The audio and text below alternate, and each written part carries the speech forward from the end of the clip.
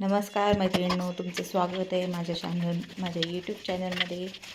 आज मी झटपट होणारी अशी मराठमोळी डिश म्हणजेच बेसन पोळी करत आहे।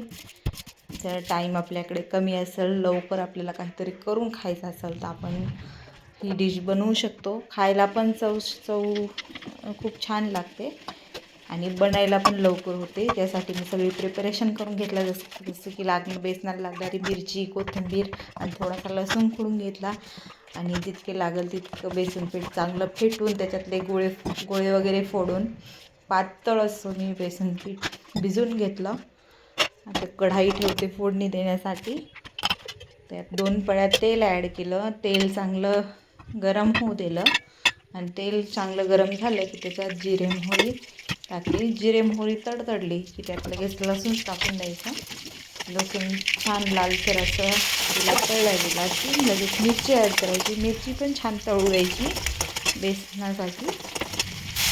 मिरची तळून झाली की त्याच्यात कोथिंबीर ॲड केली आणि लगेच मग आपण जे भिजवलं होतं बेसन पीठ ओतून दिलं। त्यात वरतून थोडंसं बेसन शिजण्यासाठी पाणी घातलं। हे कंटिन्युअस मी याला हलवत राहणार आहे, कारण त्यात गोळे होण्याची खूप शक्यता असते आणि गोळे झाले की मग ती आपली डिश बिघडल्यासारखीच आहे। त्यामुळे बेसनामध्ये गोळे होऊ द्यायचे नाही, कंटिन्युअस त्याला हलवत राहायचं। आता हे माझं बेसन इकडे शिजतं आहे, तोपर्यंत मी दुसऱ्या गॅसवर चपात्या करायला घेते आणि चपात्या करताच अधूनमधून मी ते बेसन पण हलवत राहणार आहे। एकदम मी कमी फ्लेमवर ते बेसन शिजण्यासाठी ठेवलं आहे। जितक्या पोळ्या करायच्या तितके उंडे तोडून घेतले। आता मी पोळ्या करते झटपट अशा।